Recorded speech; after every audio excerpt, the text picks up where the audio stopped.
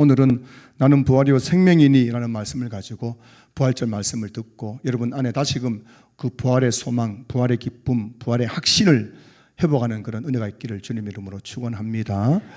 중국 당나라의 장언원이라는 분이 쓴 편찬한 책 역대 명하기에는 이런 이야기가 나옵니다.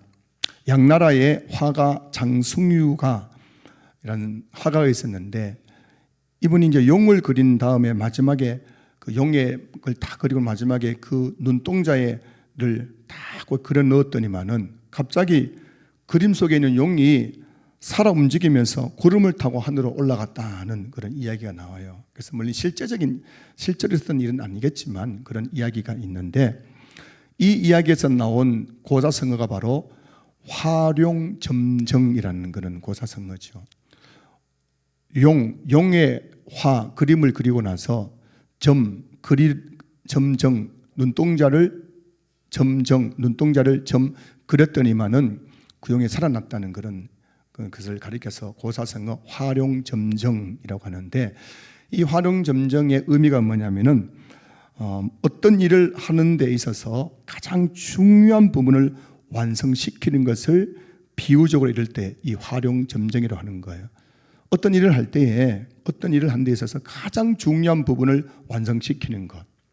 용의 그림을 다 그렸는데 그 눈에 눈동자를 그리지 않으면은 이게 미완성이에요. 미완성. 그 눈동자를 그릴 딱 점을 찍을 때에 완성되는 것. 이게 바로 화룡점정의 의미인 겁니다. 성도 여러분, 그렇다면 기독교의 화룡점정은 무엇일까요? 기독교를 완성시키고 기독교의 생명을 불어넣어주는 눈동자와 같은 역할을 하는 그 사건은 무엇일까요? 그것이 바로 예수님의 부활이라는 것입니다. 부활. 기독교의 화룡점정은 뭐라고요? 부활이다. 부활 없으면 기독교는 생명 없는 종교지만은 부활로 말미암아 기독교가 생명 있는 종교가 되는 것입니다. 예수님께서 사망 근처를 이기시고 부활하심으로 이 부활을 통해서 십자가가 우리의 죄를 대속하신 구원의 사건이 된 것이고 기독교는 또 하나의 종교가 아니라 이 세상의 유일한 생명의 종교, 진리의 종교가 될 수 있는 것입니다. 그래서 여러분 이 장승유가 용의 그림을 그리고 마지막에 그 눈동자의 까만 점을 딱 찍는 순간 용이 살아난 것처럼 예수님이 부활하심을 통해서 기독교는 생명의 종교로 다시금 살아나게 된 줄로 믿습니다. 그래서 부활을 가리켜서 기독교의 꽃이라고 하는 기독교의 꽃. 그만큼 이 부활이 중요하다는 것입니다. 그 부활이 없는 기독교는 아무것도 아닌 거예요. 부활 없는 기독교는. 만약에 여러분 부활이 없다면 예수님이 십자가에 죽으시고 3일 만에 부활한 이 부활이 없다면은 어떤 일이 나게 될까요? 고린도전서 15장 14절 말씀 보시면은 그리스도께서 만일 다시 살아나지 못하셨으면 우리가 전파하는 것도 헛것이요 또 너희 믿음도 헛것이며 17절 말씀 보시면 그리스도께서 다시 살아나신 일이 없으면 너희의 믿음도 헛되고 너희가 여전히 죄 가운데 있을 것이요. 여러분 보십시오. 예수님의 십자가가 있었습니다. 예수님이 십자가에 달려 죽으셨어요. 그런데 만약 예수님의 부활이 없다면은 예수님의 십자가는 있고 부활이 없다면은 우리가 전파하는 것도 헛것이라는 거예요. 우리가 믿는 것도 헛것이고 우리가 여전히 죄 가운데 있다는 것입니다. 여러분 잘 생각해 보십시오. 분명히 우리는 이렇게 믿고 있잖아요. 예수님이 나의 죄를 위해서 십자가에 달려 죽으심으로 내가 구원을 받았습니다 라고 말하는데 사실은 예수님이 십자가에 달려 죽으심으로 우리 구원을 받은 것이 아니라 예수님이 십자가에 죽으시고 부활하심으로 말미암아 우리가 구원을 받은 줄로 믿습니다. 그 예수님의 부활이 없다면은 예수님의 부활이 역사적인 사건이 아니라면 우리는 여전히 죄 가운데 있는 거예요. 우리가 믿는 예수님은 헛된 것입니다. 우리가 전파하는 복음도 헛된 것이 될 수밖에 없어요.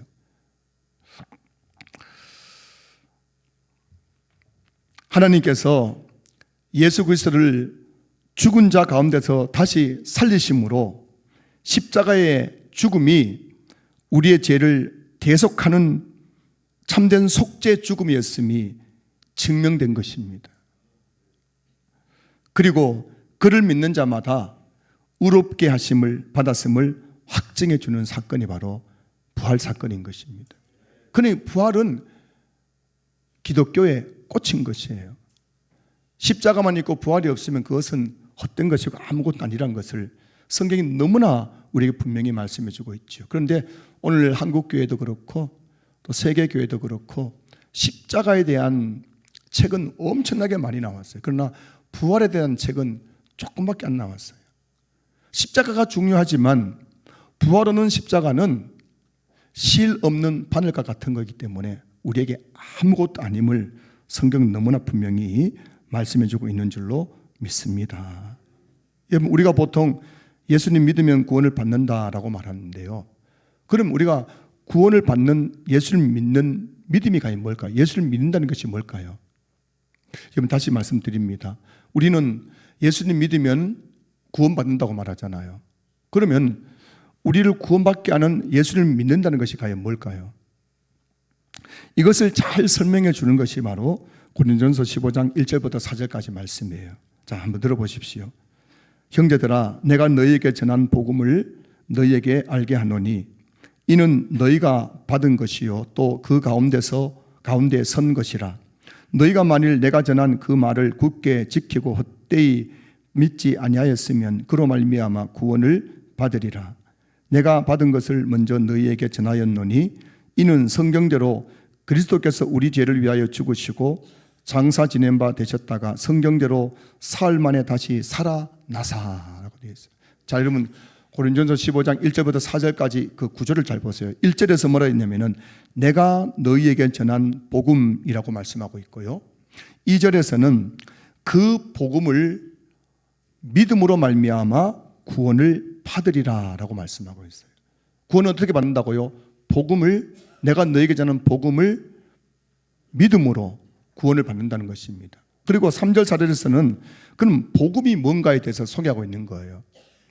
우리를 구원받게 하는 그 복음이 뭔가? 그것은 바로 3절 4절 보면은 복음이란 그리스도께서 우리 죄를 위하여 죽으시고 장사 지낸 바 되셨다가 사흘 만에 다시 살아나셨다는 것입니다. 복음이란 예수 그리스도의 십자가와 부활인 것입니다. 이 복음을, 십자가 부활의 복음을 믿을 때 우리가 구원을 받게 되는 것입니다. 여러분, 다시 말씀드린 거예요. 우리는 그냥 예수 믿으면 구원받는다, 예수 믿으면 구원받는다 말하고 있는데 그럼 예수 믿는다는 게 뭐냐? 예수님이 나의 죄를 위해서 십자가에 달려 죽으시고 나를 의롭게 하기 위해서 3일 만에 다시금 부활하셨다는 것을 내가 믿습니다. 이게 예수 믿는 거예요. 오늘 한국교회에서 너무 십자가를 강조하다 보니까는 예수님이 당신의 죄를 위해서 십자가에 달려 죽으셨습니다. 그래서 예수님 믿으면 구원받습니다 하는데 그게 아니란 말씀입니다. 예수님이 당신을 위해 십자가에 달려 죽으시고 당신을 죄로부터 의롭게 하기 위해서 3일 만에 부활하셨습니다. 그 예수님을 믿으면 구원받습니다. 이렇게 하는 것이 정확한 복음의 내용이라는 것입니다. 그래서 로마서 4장 25절을 이것을 잘 설명해 주는 구절인데요. 로마서 4장 25절 한번 보여주실까요? 예수는 우리의 범죄한 것 때문에 내줌이 되고 또한 우리를 의롭다 하시기 위하여 살아나셨느니라. 예수는 우리의 범죄한 것, 우리 죄 때문에 내줌, 십자가에 내줌이 되었고 예수님이 십자가잖아요. 그리고 또한 우리를 의롭다 하기 위해서, 우리를 의롭게 하기 위해서 살아나셨느니라. 이 부활 아닙니까? 그 예수님의 십자가 있으면 안 된다는 거예요. 우리를 의롭게 하는 것은 예수님의 부활인 것입니다. 십자가는 죄의 값을 지불하신 사건이고 부활은 그 값이 완전히 지불되었음을 하나님께서 승인하는 사건인 것입니다. 그래서 부활은 우리 신앙의 핵심이며 기독교의 심장과도 같은 사건이에요. 우리 몸에서 제일 중요한 데 어딥니까? 심장이에요. 심장이 딱 멈추면 죽는 거예요. 그 여러분, 기독교의 심장이 부활이에요. 부활이 죽으면 기독교는 죽는 것입니다. 그래서 기독교에서 부활을 빼버리면은 기독교는 와르르 무너지는 건물과 같은 거. 이번에 여러분, 미국이 이란 땅에 막 미사일을 탁 쏴니까는 그 웅장했던 건물이 와르르 무너지는 거 보셨죠? 그 기독교에서 부활을 빼버리면, 예수님이 사망 권세 이기시고 부활했다는 부활을 빼버리면 기독교는 와르르 무너져 버릴 수밖에 없는 겁니다. 그래서 초대교회 때부터 수많은 사람들이 예수님의 부활을 무너뜨리려고, 부활이 꾸며낸 이야기라고, 부활은 거짓말이라고, 그렇게 부활을 없애기 위해서 너무나 많은 사람들이 애를 썼던 것이죠. 특별히 예수님께서 그 무덤에 묻히고 3일 만에 그 무덤 문이 열리고 예수님의 시체가 사라져 버린 겁니다. 예수님 입었던 옷만, 수의만 남아있는 거예요. 이것을 보고 깜짝 놀란 로마 군병들이 이 사실을 대제사장에게 알렸습니다. 큰일 났습니다. 예수의 무덤이 열려있고 우리가 분명히 눈으로 두 눈 부릅뜨고 지켰는데, 무덤을 지켰는데도 예수의 무덤에 있는 큰 돌이 옮겨져 있고 그 안에 들어가 봤더니만은 예수의 시신은 없고 수의만 남아있습니다 라는 말을 듣는 순간 대제사장들과 장로들이 깜짝 놀란 거예요. 올 것이 왔구나.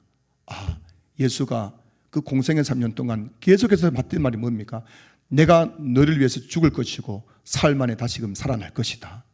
계속했던 말이거든요. 그리고 이 대제사장과 장로들이 진짜 예수가 부활한 모양이구나.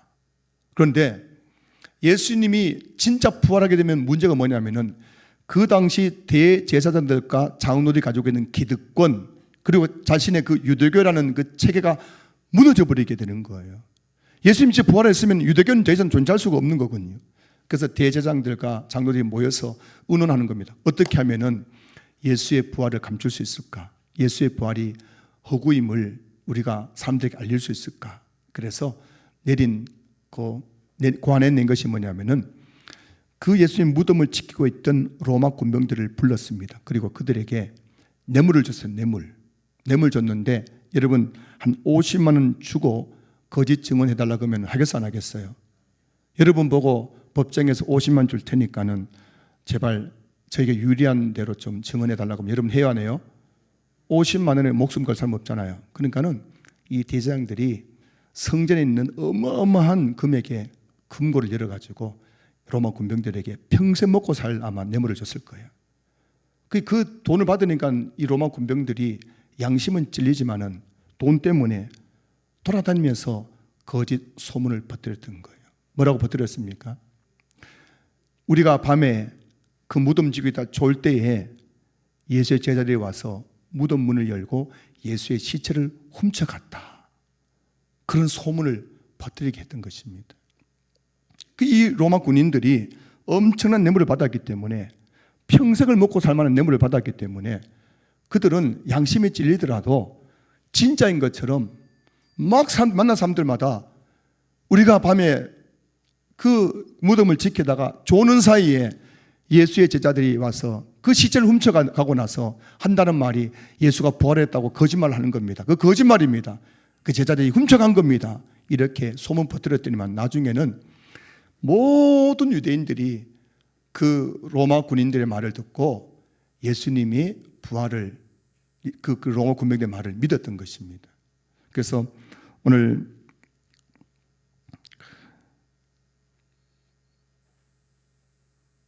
마태복음 28장 15절 말씀 보면은 군인들이 돈을 받고 가르친 대로 하였으니 이 말이 오늘날까지 유대인 가운데 두루 퍼지니라. 오늘날까지, 이 복음서를 기록할 때까지, 다시 말하면 여러분, 이 마태복음이 기록될 당시가 AD 한 60년, 70년 경이거든요. 예수님이 부활한 사건은 AD 30년 경이었잖아요. 예수님이 부활하고 나서 30년, 40년 지난 다음에도 오늘날까지 사람들은 뭐라고요? 이 로마 군인의 말을 믿었다는 겁니다. 예수가 진짜 부활한 것이 아니라 그 제자들이 훔쳐가 놓고 시체를 훔쳐가 놓고 거짓말하는 것이다 라고 믿어버렸다는 거예요. 그래서 여러분 왜 이렇게 했느냐? 이유가 뭐냐면은 예수의 부활만 없으면은 기독교는 무너져 버리기 때문입니다.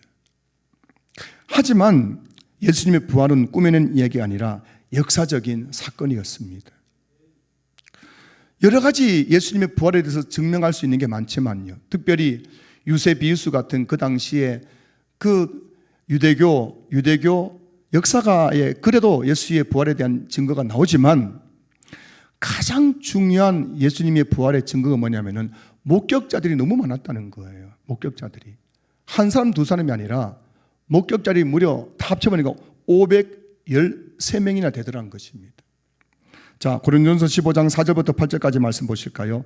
장사 지낸 바 되셨다가 성경대로 사흘 만에 다시 살아나사 게바에게 보이시고 후에 12 제자에게와 그 후에 500여 형제에게 일시에 보이셨나니 그 중에 지금까지 대다수는 살아있고 어떤 사람은 잠들었으며 그 후에 야고보에게 보이셨으며 그 후에 모든 사도에게와 맨 나중에 만삭되지 못하여 난 자 같은 내게도 보이셨느니라. 이런 보십시오. 이게 뭘 말하고 있는 겁니까? 지금 바울이 고린도전서 15장에서 뭘 말하고 있는 겁니까?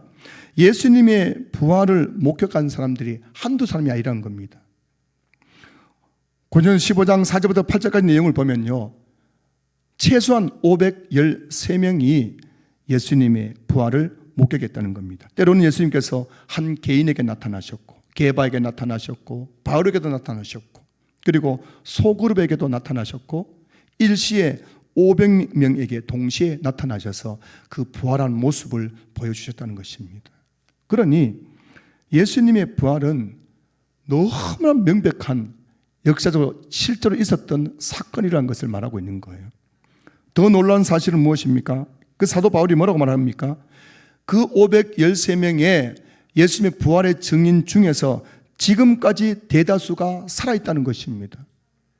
이게 뭘 말하는 겁니까? 너희들이 못 믿으면은 와서 그 사람들의 이야기를 들어보라는 겁니다. 진짜 예수님이 부활했는지 안 했는지 와서 들어보라는 거예요. 들어보면 너희들도 다 믿을 것이라는 것입니다. 한 걸음 더 나아가서 그렇게 513명의 예수님의 부활을 목격했던 증인들이 그 부활을 목격한 이후에 어떤 삶을 살았습니까? 사실 베드로는 예수님이 십자가에 죽고 나자 이런 말을 했죠. 나는 물고기 잡으러 가노라. 무슨 말입니까? 예수님 십자가에 죽고 나자 아하, 이제 더 이상 예수님 따라가 봐야 아무 소용이 없네. 나 이제 다시 옛날처럼 갈릴리 바다에서 물고기 잡는 어부가 되겠다고 고향으로 돌아가 버린 거예요. 그 베드로가 돌아가자 너도 나도 다 할 것 없이 다 고향으로 돌아가 버린 겁니다. 예수님의 십자가는 아무 의미가 없어져 버린 거예요. 그런데 예수님께서 부활하신 다음에 제일 먼저 게바 베드로에게 찾아오셨습니다. 베드로야, 내가 너에게 그렇게 이야기했지 않니? 내가 장차 죽을 것이고 사흘 만에 다시금 인자가 살아날 것이라고 말했지 않느냐? 왜 너는 여기서 물고기 잡고 있느냐? 하면서 베드로를 다시금 부르신 거예요. 내가 부활했다. 내가 부활했다. 그 모습을 보여주자 베드로가 그 자리에서 펑펑 울었던 거예요. 진짜 예수님이 십자가에 죽어 끝난 것이 아니라 진짜 예수님이 부활하셨네. 진짜 예수님이 구약에 예언된 메시아였네. 진짜 예수님이 하나님의 아들이셨네. 진짜 예수님이 나의 죄를 위해 십자가에 달려 죽으신 거네. 나의 구원자시네. 이게 믿어져 버린 거예요. 다른 제자도 마찬가지입니다. 바울도 마찬가지잖아요. 바울은 예수 믿는 사람들을 핍박하고 교회에 다니는 사람들 잔멸하려고 했던 바울이었는데 그 바울에게 부활하신 예수님이 딱 찾아온 거예요. 그 부활한 예수님 보는 순간 바울은 더 이상 예수님을 부인할 수 없는 거죠. 그래서 바울은 예수 그리스도를 위해서 내가 가지고 있는 그 모든 것들 배설물로 여기고 남은 삶, 복음에서 살았던 삶을 살았던 것입니다. 여러분, 예수님의 부활을 목격한 사람들은 하나같이 그 예수님의 부활의 복음을 전하다가 핍박을 받고 옥에 갇히고 결국은 순교자가 되었던 것입니다.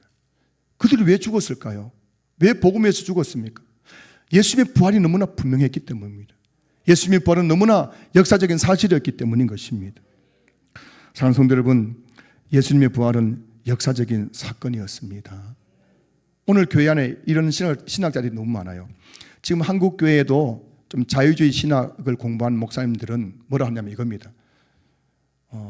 목회 신학에서 설문조사 했는데 예수님의 부활을 믿습니까? 라는 질문에 한국의 목회자 30%가 부활을 안 믿습니다. 뭘 말하냐면은 신학이 그렇게 신학을 배웠기 때문이에요. 뭔 신학이냐면은 현대 신학의 사조가 뭐냐면은 예수님이 진짜 부활했느냐 아니냐 그 중요하지 않다는 겁니다. 그냥 예수님 부활했다고 치자는 겁니다. 그냥 예수님 부활했다 치고 믿자는 겁니다. 근데 여러분 예수님 부활했다는 거 그냥 했는지 안 했는지가 중요하지 않고 예수 부활했다고 치고 믿으면 그게 참된 믿음이 되겠습니까? 안 되는 것이군요. 이런 신학을 공부하는 신학자들은 이런 신학을 공부하는 목회자들이 한국의 강단에서 예수님 부활하는 것도 하는지 안 하는지 중요하지 않다는 겁니다. 그러니 성도들이 어떻게 참된 복음을 받아들일 수가 있겠습니까? 성도들이 참된 복음으로 구원받을 수가 없는 거예요. 예수님의 부활은 역사적인 사건이었습니다. 그 부활이 있었기 때문에 십자가가 진짜 나의 죄를 대속하는 십자가일 수 있는 것입니다. 오늘 이곳에 계신 우리 모든 성도님들이 오늘 팽배한 그 신학사조처럼 예수님 부활을 했고 안 했고 중요하지 않고 예수 부활했다 칩시다. 그냥 칩시다. 제발 목사님 제발 좀 그냥 예수 부활했다 칩시다. 그게 아니라 진짜 예수님께서 사망 권세를 이기시고 마귀의 머리를 쳐서가지고 마귀를 정복하시고 죄를 정복하시고 사망을 정복하시고 부활하셨다는 사실을 믿는 부활신앙을 가질 수 있기를 주의 이름으로 축복합니다. 여러분 제가 목회자로서 보내기 그래요. 예수님에 대한 믿음이 5가지거든요. 예수님의 동정녀 탄생, 예수님이 처녀의 몸에서 잉태되어 태어났다는 걸 믿는 겁니다. 여러분 처녀가 애뱉다면 믿을 수 있어 없어요? 딸이 와가지고 엄마 나 사실 애배했어. 이놈의 기집애 나 사실 남자하고 잔 적이 없는데 애배했어. 믿겠어요? 못 믿는데 마리아가 처녀의 몸에 애를 잉태했습니다. 성령으로 말미암아 이걸 믿는 것, 2번째 예수님의 십자가를 믿는 것, 3번째 예수님의 부활을 믿는 것, 4번째 예수님의 성천을 믿고 예수님의 재림을 믿는 것, 이게 예수를 믿는 것인데 이 5가지 신앙 가운데 가장 중요한 것이 바로 예수님의 부활을 믿는 거예요. 예수님이 진짜 부활하는 것을 믿어야 예수님의 구속사역이 완성되는 것입니다. 이런 전자에서 오늘 본문 요한복음 11장 25절 26절 말씀 잠시 한번 나누려고 하는 거예요. 오늘 본문의 배경은 요한복음 11장은 나사로가 이제 병들어 죽었습니다. 예수님이 나사로가 병들어 죽은 지 나흘 만에 나사로의 장례식에 찾아오셨던 거예요. 그리고 슬퍼하는 나사로의 그 여동생 마르다와 마리아에게 예수님께서 하신 말씀입니다. 오늘 본문이. 다시 읽어볼까요? 예수님께서 마르다와 마리아에게 말씀하십니다. 예수께서 이르시되 나는 부활이요 생명이니 나를 믿는 자는 죽어도 살겠고 무릇 살아서 나를 믿는 자는 영원히 죽지 아니하리니 이것을 내가 믿느냐. 지금 마르다와 마리아에게 했던 이것을 내가 믿느냐는 게 뭐냐면은 내가 바로 부활이라는 것입니다. 내가 바로 생명이라는 것입니다. 나는 너희들에게 부활과 생명을 주는 바로 부활의 근원, 생명의 근원 메시아라고 말씀하고 있는 것입니다. 이 말씀하시고 나서 예수님이 어떻게 했습니까? 죽은 나사로를 다시 뭐라고요? 부활하게 했지 않습니까? 그래서 오늘 예수님께서 나는 부활이요 생명이니 이는 나를 믿는 자마다 죽어도 살겠고 무릇 살아서 나를 믿는 자는 영원히 죽지 아니하리니 이것을 내가 믿느냐 했는데 이 2가지를 우리가 이해를 해야 돼요. 오늘 부활절날 이걸 한번 꼭 여러분 이 말씀을 듣고 마음에 잘 새겨야 됩니다. 25절에서 나를 믿는 자는 죽어도 살겠고 이 말이 무슨 말일까요? 죽어도 어떻게 사느냐? 이게 바로 장차 죽은 이후에 있을 예수님의 재림 때 있을 육체적 부활에 대해서 말씀하고 있는 겁니다. 나를 믿는 자는 죽음이 끝이 아니라 죽은 다음에 뭐가 있다고요? 육체적인 부활이 있답니다. 육체적 부활이 일어날 때가 언제입니까? 예수님이 재림하실 때. 자, 그래서 고린전서 15장 51절 52절 말씀 보시면은 보라 내가 너희에게 비밀을 말하노니 우리가 다 잠잘 것이 아니요 마지막 납발에 순식간에 호련히 다 변화되리니 납발 소리가 나매 죽은 자들이 썩지 않을 것으로 다시 살아나고. 이게 죽은 자의 부활 아니겠습니까? 마지막 납발 소리가 날 때, 즉 예수님의 재림 납발 소리가 들릴 때에 순식간에 호련히 죽은 자의 무덤 문이 열리고 거기서 죽은 자들의 그 뼈와 썩은 덩어리 흙이 되어버렸던 그 육체가 다시 썩지 아니할 몸으로 다시금 살아나게 된다는 겁니다. 이게 바로 부활이에요, 부활. 여러분, 세상 사람들은 죽으면 끝이라고 말하죠. 하지만 우리 기독교는 죽으면 끝이 아닙니다. 죽은 다음에 뭐가 있어요? 육체적인 부활이 있는 겁니다. 지금은 우리가 몸이 병들고 약해지고 하지만 예수님 재림 때 입는 그 새로운 몸, 부활한 몸은 썩지도 않고 약하지도 않고 병들지도 않고 죄도 짓지 않는 신령한 몸으로 우리는 다시금 육체적인 부활을 하게 될 것입니다. 이게 바로 죽어도 살겠고라는 말의 의미인 겁니다. 죽어도 살겠고, 장자에서 육체적 부활에 대해서 말씀하고 있고, 또 두 번째는 무릇 살아서 나를 믿는 자는 영원히 죽지 아니하리니라고 되어 있죠. 예수님은 부활입니다. 육체적으로 우리를 부활시켜주는 분이시고, 두 번째 생명입니다. 생명. 여러분 보세요. 우리가 예수님을 믿는 그 순간에 예수의 생명이 우리 안에 흘러들어오는 겁니다. 이 생명은 어떤 생명이나 영원한 생명, 영생인 것입니다. 그 예수님을 믿는 순간 우리 안에 뭐가 들어온다고요? 우리 영혼은 영원한 생명을 얻게 되는 겁니다. 이게 바로 무릇 살아서 나를 믿는 자는 영원히 죽지 않는다. 영적으로 죽지 않는다는 겁니다. 영적으로는 영원한 생명, 영생을 얻게 된다는 것입니다. 그래서 요한복음 5장 24절 말씀 보세요. 내가 진실로 진실로 너희에게 이르노니 내 말을 듣고 또 나 보내신 이를 믿는 자는 영생을 얻었고. 예수님을 믿는 순간에 우리에게 뭐라고요? 생명이 되시는 예수님의 생명이 우리 안에 들어오기 때문에 우리는 영원한 생명을 얻을 것이다가 아니라 예수 믿는 그 순간에 영원한 생명을 얻었습니다. 그리고 우리는 뭐라고요? 사망에서 생명으로 옮겨지게 되었다는 것입니다. 이게 요한복음 5장 24절 말씀인 거예요. 여러분 잘 보셔야 됩니다. 오늘 우리는 두 가지를 기억해야 돼요. 오늘 본문에서 첫 번째는 예수님을 믿는 자는 예수 믿는 그 순간에 이미 영원한 생명을 얻었기 때문에 육체적으로 우리가 죽든다 할지라도 우리의 영원한 생명, 영혼은 영원한 생명을 이미 얻고 누리고 있는 겁니다. 우리는 이미 영생을 살아가고 있는 거예요. 천국을 살아가고 있는 겁니다. 여러분 천국은 죽어서 가는 곳이 아니라 예수 믿는 그 순간부터 우리 삶 속에 천국이 임했습니다. 하나님 나라가 임했습니다. 오늘 여러분들 완전한 천국은 아니지만 우리는 예수 믿는 그 순간부터 영원한 생명의 나라 천국을 살아가고 있는 것입니다. 그리고 죽어도 살겠고 우리가 예수를 믿고 죽으면은 육체적으로 죽지만은 나중에 예수님 재림 때에 죽었던 몸이 다시금 썩지 않을 몸으로 다시금 살아나는 부활을 얻게 되는 줄로 믿습니다. 이게 바로 기독교의 핵심인 거예요. 기독교의 핵심. 예수님 믿으면 우리는 죽어도 살고 살아서 예수님 믿으면 영원히 죽지 않는 육체적 부활과 영원한 생명을 얻게 되는 종교가 바로 기독교인 줄로 믿습니다. 오늘 아침에 우리 둘째가 지금 공부를 하고 있는데 그 윤리 공부를 하다가 저보고 그러더라고요. 엄마 하면서 하는 말이 오늘 부활절인데 부활절을 알고 있는지 아닌지는 모르겠지만 불교는 불교의 우리는 기독교의 목표가 뭐예요? 천국 가는 거잖아요. 불교의 최종 목표는 다시 태어나지 않는 거랍니다. 다시 태어나지 않는다. 그게 끝나는 거라는 겁니다. 무슨 말이냐 하면 그런 거예요. 불교는 죄를 많이 지으면 다음 생에 뭐로 태어납니까? 죄 많이 지으면 개미로 태어나고 개로 태어나고 막 이렇게 환생한다 하지 않습니까? 근데 어쩌다가 막 돌고 돌다가 사람으로 태어났을 때에 착한 일을 많이 하면은 그 다음에 뭐라고요?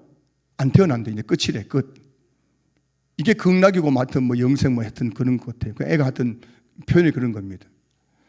여러분, 우리는 끝나는 존재가 아니라 우리는 영원한 생명을 얻고 누리는 존재인 줄로 믿습니다. 이 기독교, 생명의 종교, 진리의 종교. 우리 기독교를 생명의 종교, 진리의 종교로 만든 게 뭐예요? 예수님의 부활인 거예요, 부활. 이 부활이 믿어져야 진짜 예수님을 믿는 것인 줄로 믿습니다. 부활이 믿어지면 사망 권세 이기신 예수님이 지금도 살아계셔서 내 삶의 한복판에 찾아와 주셔서 나의 눈물을 닦아주시고 나의 고난을 변하여 축복이 되게 하시고 나의 질병 속에서도 나의 이 질병 속에서도 영원한 신령한 부활의 소망을 주신 줄로 믿습니다.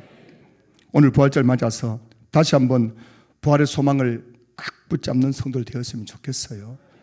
예수님이 부활하셨다는 게 뭘 말하는 겁니까? 이제 더 이상 우리에게는 걱정 근심이 없다는 겁니다. 예수님이 부활하심으로 마귀를 이기셨습니다. 그리고 죄를 이기셨습니다. 그리고 죽음을 이기셨던 거예요. 그 예수님을 믿으면, 이 부활의 예수님을 믿으면 우리도 마귀를 이길 수 있는 겁니다. 우리도 죄를 이길 수 있는 거예요. 그리고 우리에게도 영원한 생명 부활의 소망이 있는 줄로 믿습니다. 그래서 오늘 우리 모든 성도님들이 다시 한번 이 부활이 먼 훗날에 일어날 일이 아니라 오늘 우리는 부활을 믿는 것이 아니라 부활을 살아가는 사람들인 거예요. 이 부활의 능력을 날마다 삶 속에서 경험하며 살아가는 사람들인 겁니다. 죽음을 이기시고 마귀를 이기시고 죄를 이기신 예수님이 오늘 우리 삶 가운데 역사하심을 우리는 반드시 죄를 이길 줄 믿습니다. 마귀를 이길 줄 믿습니다. 사망의 두려움을 이길 수 있는 줄로 믿습니다. 이 부활의 능력, 이 부활의 소망을 가지고 오늘 살아가는, 부활을 살아가는 우리 모든 성도들 되었으면 좋겠어요. 마지막 결론 다시 한번 말씀드립니다. 우리 애들 보고 자꾸 했던 말도 아니까 제발 잔소리 그만하라고 하던데, 여러분 저보고도 또 잔소리 그만하라고 하시겠지만 한 번만 더 말씀드립니다. 예수님 부활하셨기 때문에 여러분의 고난은 더 이상 고난이 아닐 것입니다. 아무리 힘들더라도 부활하신 그 예수님께서 여러분의 고난 속에서 여러분들을 구원하실 것입니다. 그래서 여러분 이 부활절 다시 한번 부활의 주님을 바라보시면서 부활의 소망, 부활의 기쁨, 이 부활을 꽉 붙잡고 끝까지 믿음을 경주하는 우리 신앙의 모든 성도들 될 수 있기를 주님의 이름으로 축원합니다.